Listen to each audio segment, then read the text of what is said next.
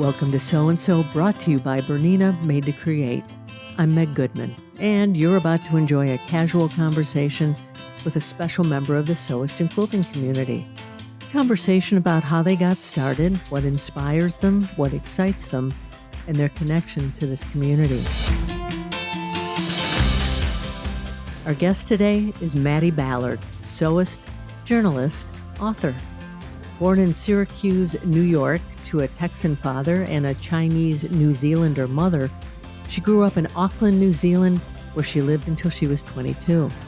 She then moved to England to pursue a postgraduate degree in English literature at the University of Oxford. Working in England as a journalist after earning her degree, she returned home during COVID, which is when she learned to sew.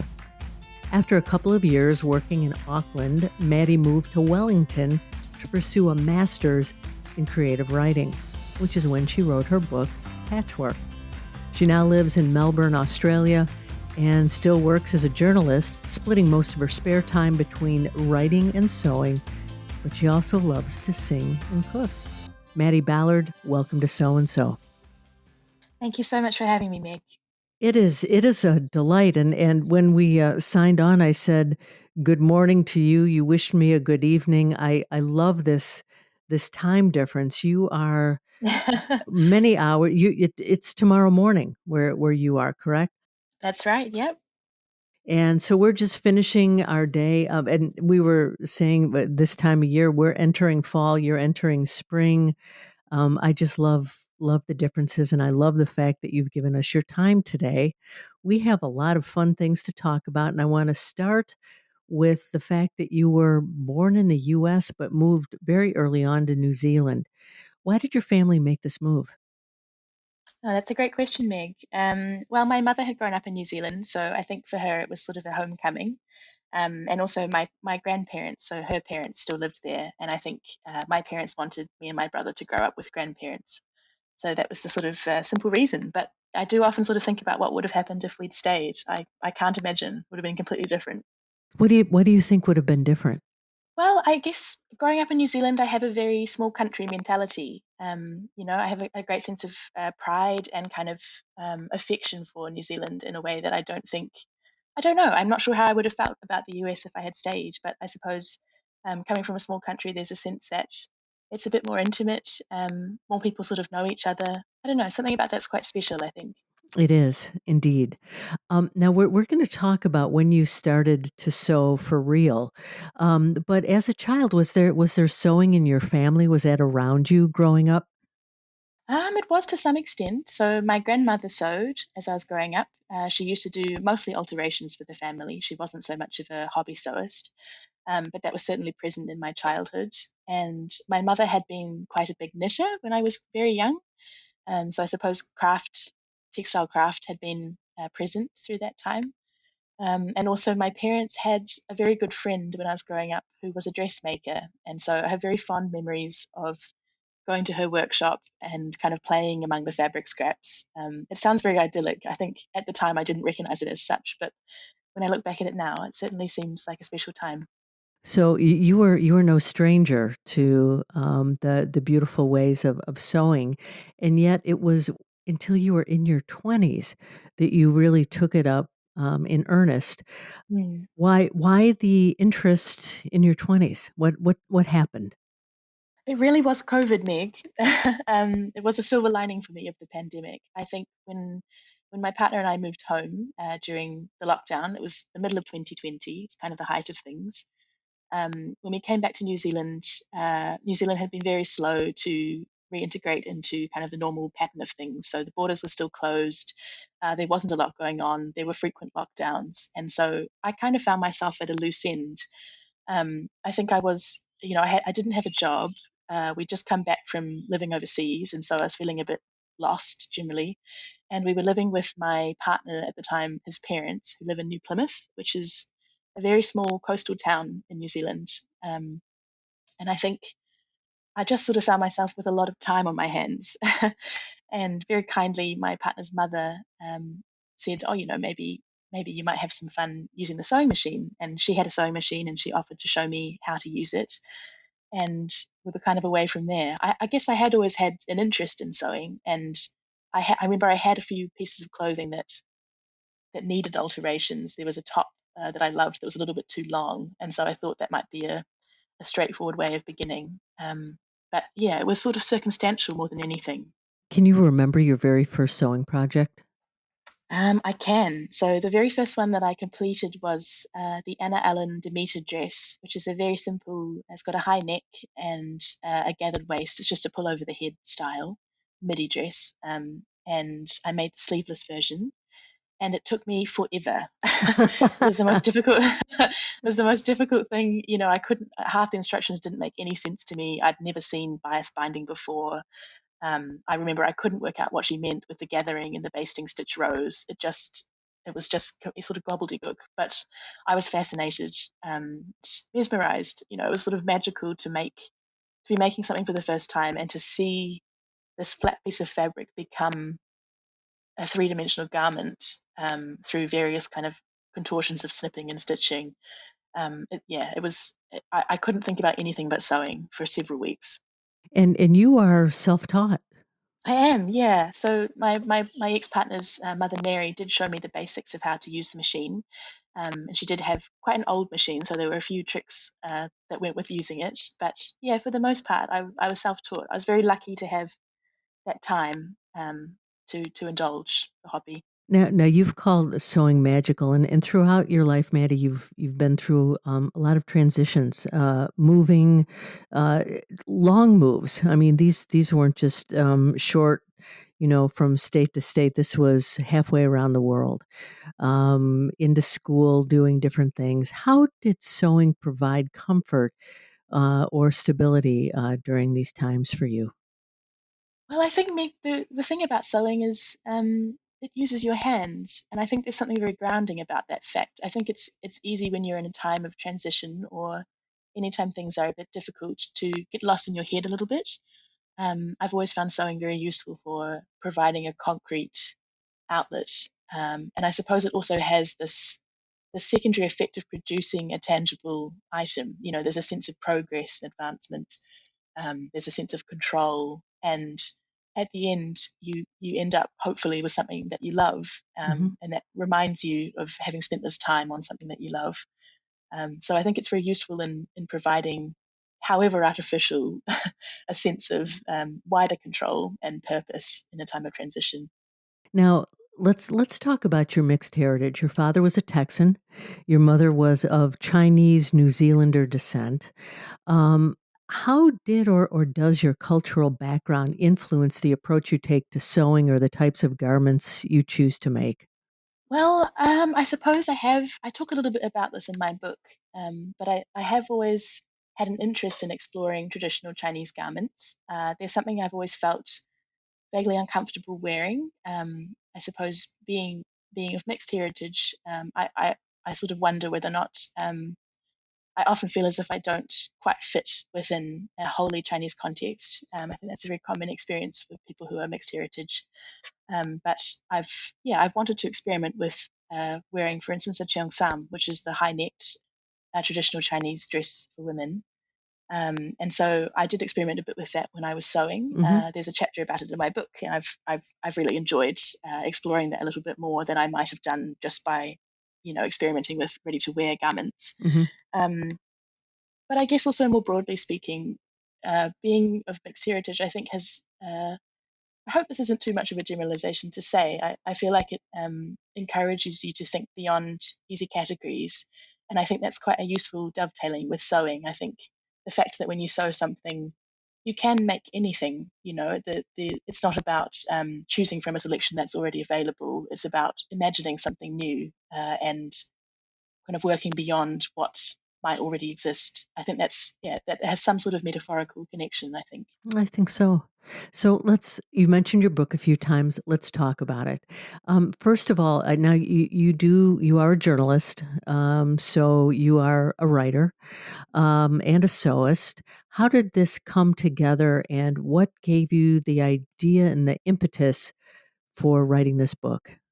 So in the middle of 2022, I had just been through a serious breakup with the partner I was mentioning before. And I found myself again at a loose end, and I decided I would make a coat. I made the fabric store poppy coat, which is this very involved project. You know, it's lined, it's got it's made from very heavy fabric.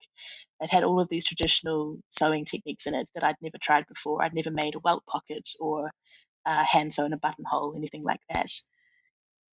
So it was a very absorbing project. And after I'd finished the coat, I noticed I felt quite a bit better and I wanted to write about it. So I wrote a short little essay, I suppose, about making the coat, but also about the time of life that I found myself in and the way that sewing had given me something to hold on to while things felt like they were changing.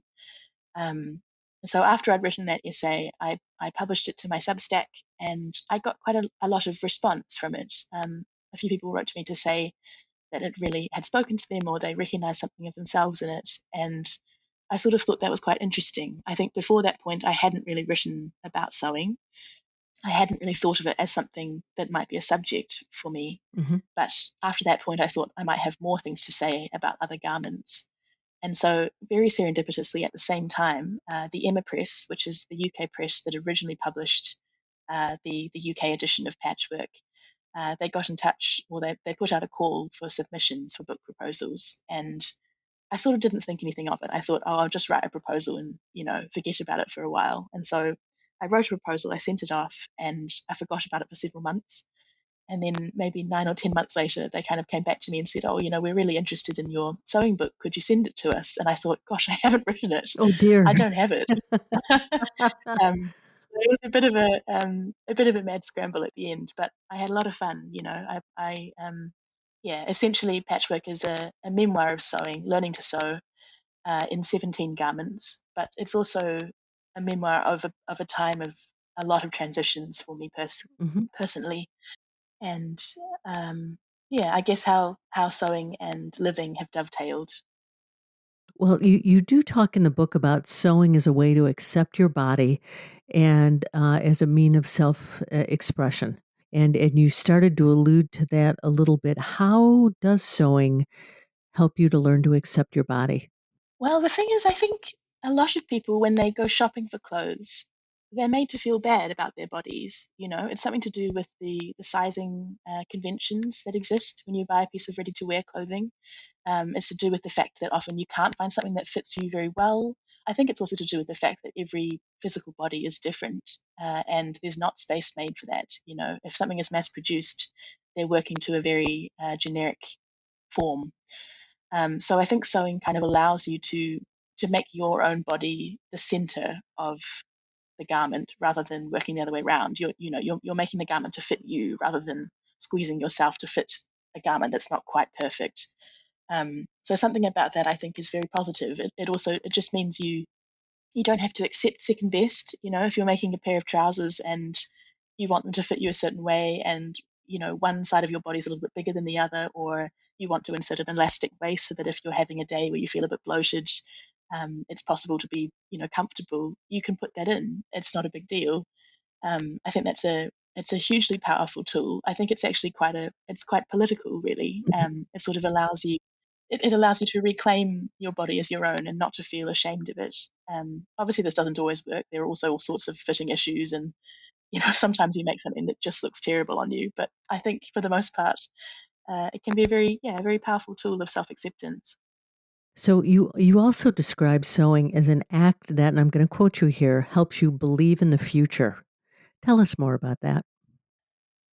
Well, I think it's what I was saying before. It's the sense of progress and control. When you're sewing something, you're thinking about a garment that you will wear at the end of it. So you have this sense of forward looking and what you want to end up with. I think that can be very grounding when things feel a little bit unsteady in other areas of your life. I suppose also it helps you believe in the future because it keeps you busy. It's you're the whole time you're working on it, you're moving towards something. There's a sense of internal progress and, yeah, reaching towards something, imagining something better, and having something to look forward to. I think that's all really important. During the time you were doing some research and working on things, you discovered something very personal, that sewing had actually been important to the women in your family for several generations. In fact, and I think this is so special, you have embroidered the names of your female ancestors into a jacket lining. So, would you tell us about your family's history and how that shaped your relationship with sewing? Certainly. I suppose the first thing to note is that I do have my grandmother's sewing machine now, so there's a very direct link. I feel like I'm using the tool that she used all those years when I was growing up. So there's a very close link there. But I guess as I was beginning to sew, as I was becoming interested in it, I sort of mentioned to my grandmother that I was becoming interested in sewing, and she said, "Why don't you have my machine?" And when I went round to collect it, she had all these other things to give me. You know, she had boxes full of notions, she had buttons, she had thimbles from 100 years ago. It was sort of this remarkable. I sort of realized that it wasn't just her I was inheriting. It wasn't her things. It was the things of her mother and of her mother-in-law. And there was a very special realization. I suppose that there's a difference in that the women in my family did not sew for leisure. They were not hobby sewists. They wouldn't have made coats and dresses for fun. You know, it was a very practical pursuit. They were doing it to save money. They were doing it because they could, and it was just part of sort of family domestic life. And so I think I feel different from them in that respect, and it sort of helps me to realize how lucky I've been, which I think is quite a precious feeling to be able to recognize. But there is still, despite us doing it for different reasons, I think the fact that they sewed and I also sew helps me feel as if I'm in touch with them, which is also very precious. Now, the concept of remaking is very central to you. Can you share an instance where a specific garment represented this type of sewing for you? Absolutely. Several years ago, I made a black Zadie jumpsuit, which is a paper fairy pattern. And it was a great jumpsuit, I think the pattern's wonderful. No shade against the pattern. But when I made it, I just realized I never wore it. You know, it sat in the closet. I felt like when I put it on, it was too dark. I didn't have any occasions at which it felt appropriate. I'd used a fabric that was really a little bit too heavy for the pattern, and so it didn't drape quite right. Yeah, there were several factors that just made it something I didn't wear. And eventually it came around to summer, and I thought, I'll make this into something else. And so I unpicked the whole thing, sewed the panels together, and made a bubble frock. So a sort of a dress with a fitted top and then a big flaring gathered skirt. Um, and I wore that for a couple more years. You know, I got a lot of use out of that. I got lots of compliments on it. It fit me really well. I loved it. And then at a certain point, I don't know what happened. I put it on the wrong washing cycle, I think, Ooh. and it shrunk. And so I ended up with this dress that I couldn't really squeeze into without being uncomfortable. You know, it just was no longer quite the right fit, and it was too short, and I felt wrong in it. And so I thought, right, it's time once again to reinvent this piece of fabric. And so I unpicked it once again, and I made it into a wrap skirt. And I have the wrap skirt to this day. I probably wear it once a week. It's had that piece of fabric has had a lifetime of compliments in three different garment Sure. forms. And yeah, I think it's quite wonderful to be able to do that, to be able to take something that doesn't fit you and to make it into something that will. And I think there's something quite powerful about that, and also very liberating. You know, I no longer feel as if a piece of clothing has to be discarded or donated. I feel like I can see the potential in a piece of fabric in a way that I couldn't before I could sew. And kind of as a tangent to this, you advocate for zero waste and ethical sewing practices. And this, you're kind of alluding to this a little bit. Would you talk about the challenges faced in balancing creativity with sustainability, and how do you navigate that? Yeah, so I think it's really difficult, Meg. I think, we live in a capitalist society. I think it's very hard to resist the pull of new things. I think that's a very human urge, and I don't sort of begrudge anyone for having that. But I love that sewing slows you down. I think it really makes you think. It makes you think about every stage of the process. You know, it makes you think, do I really want this garment I'm going to spend hours of my life making?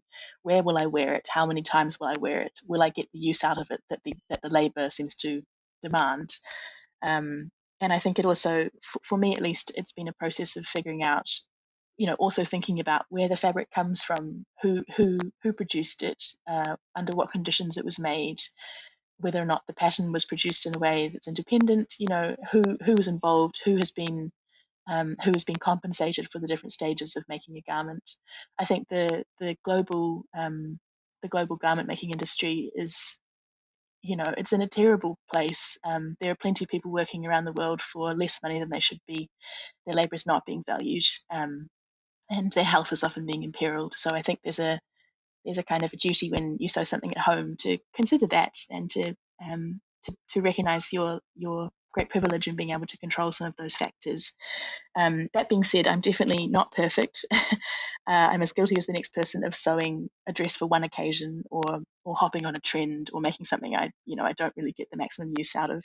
And I think I often feel a bit bad about that. But I think a lot of it really is about the balance. I think the difference between the opposite of someone who is a careless consumer is not someone who does everything perfectly. It's someone who thinks about what they do. It's a conscious consumer. So I think, yeah, it's about trying not to make or use more than I absolutely need, and yeah, just holding that balance in mind. Do you make all your clothes? I make many of them, but I wouldn't say all. I definitely don't make underwear, and I don't make. Sometimes if I need if I need a plain white T-shirt or Sure. something, I will buy that. Yeah, Now, we're gonna switch topics here a little bit. You're a journalist, and I am. and I'm curious. Tell us about your journalism work. Well, to date, I've mostly worked as a food journalist. So my longest running job was back in Aotearoa, New Zealand, and I worked for a food magazine where I wrote uh, articles about hospitality and restaurants and restaurateurs. But more recently, since moving to Melbourne, I found myself, strangely enough, in the bike industry, which is not something I had previously developed a passion for, but I am finding myself very enthusiastic about it these days. So I primarily write transport related news, and yeah, I've been thinking a lot about bikes, and I suppose really about what makes a city livable, about what makes a place somewhere delightful to get around, and how we can make that easier for people. I'm seeing a theme develop here between sustainability and being on a bike. You also love to cook, which makes sense with your writing about food and things, and you love to sing. You've got many talents and interests. Is it hard for you to balance all this and still make time to sew? That's very generous, Meg. I think, yes, sometimes. I think I go through, I mean, I'm sure most sewists can relate to this. I think I go through phases of being really obsessed with sewing, and then phases where I don't have, I think they call it sojo. Mhm. I don't feel particularly motivated to sew, or I haven't got any upcoming projects I'm particularly excited about. And I think that's pretty normal. But yeah, no, it remains part of my life, and I think it will be a hobby I have for a long time to come. Now, in your book, we've talked about a couple of the themes that you have in there. Are there other themes that you'd like to bring forward and share with us that you think are important for those who are sitting with us today? I think I do have something to say about sewing as a form of self-expression. I think this is something that really struck me when I was learning to sew, is that I think I I'd never considered so consciously before what my own taste was, Mm. and I think it's quite an empowering thing to do. It's something I sort of wish I could recommend to everybody. I think there's a level to which you have to discern your own taste when you're buying clothes, for sure. But I think when you're sewing, the world of what's possible is so much greater. The idea of designing your wardrobe, or knowing what pieces are going to go with what pieces, and being able to figure out whether, what sort of aesthetics attract you, what you want to look like, how you want to present yourself to the world, and yeah, just having a bit more control over that perception, I think, uh, is a really special aspect of sewing. So that's certainly something I've touched on in the book. In your sewing world, what are you working on now? Well, as you say, Meg, we're just coming into summer, or spring and summer, so I'm getting very excited thinking about some summer dresses. Hmm. I have a couple that I've worn and worn over the last 5 or so years, and one of them's really definitely come to the end of its life. So it's time to make a replacement sundress. I think at this stage, I'm not quite sure what pattern I'll go for, but I have got a couple on my short list. I'm thinking about, so there's a pattern company called Alba Textiles, and they have a bias cut dress that's called the Gibbons slip dress, which is very elegant. It comes in a variety of lengths, and it's got different sort of necklines as well. So thinking about that. But yes, I'm excited to do a bit of browsing. So, what's next for you then? And what's your dream, Maddy? Well, I suppose in terms of writing, the thing I really want to do next is to work on a novel. It's the sort of thing where I feel a little bit hesitant about talking about it. I don't know.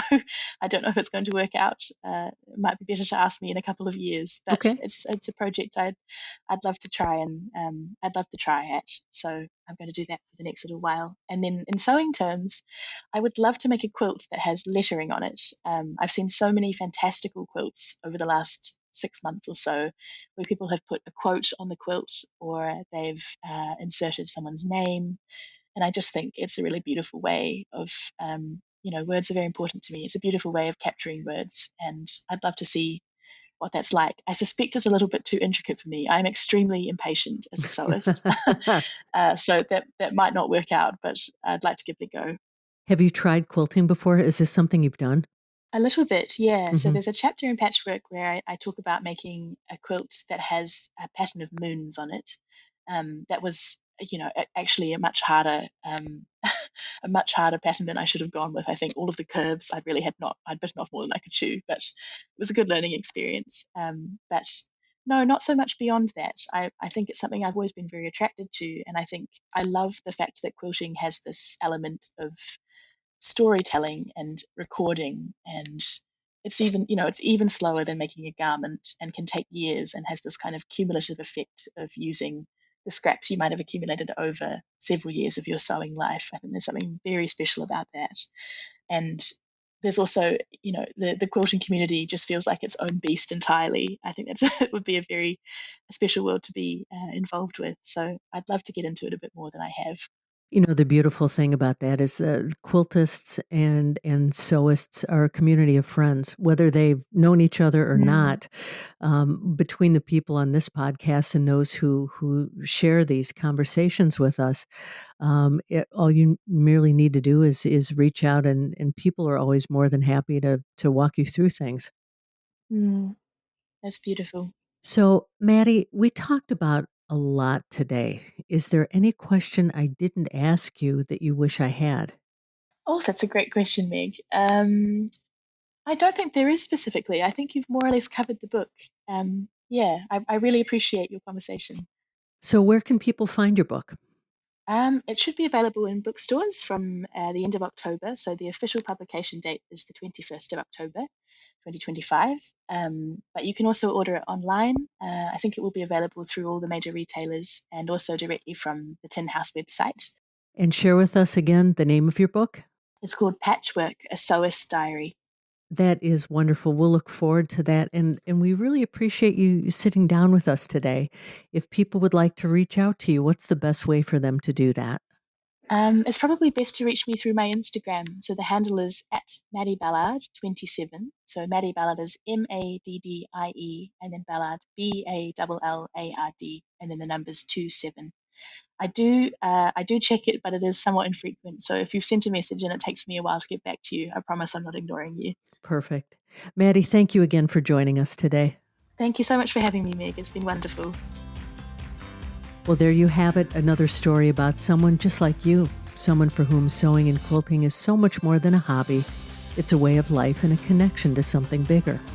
If you know someone you think has an outstanding story, a story that should be shared on this podcast, please drop me a note to meg@soandsopodcast.com or complete the form on our website. Be sure to subscribe to, review, and rate this podcast on your favorite platform, and visit our website, soandsopodcast.com, for more information about today's and all of our guests. That's SEWANDSO podcast.com. And finally, I'd like to thank Bernina for making this program possible. I'm Meg Goodman, and I look forward to you joining us next time on So and So.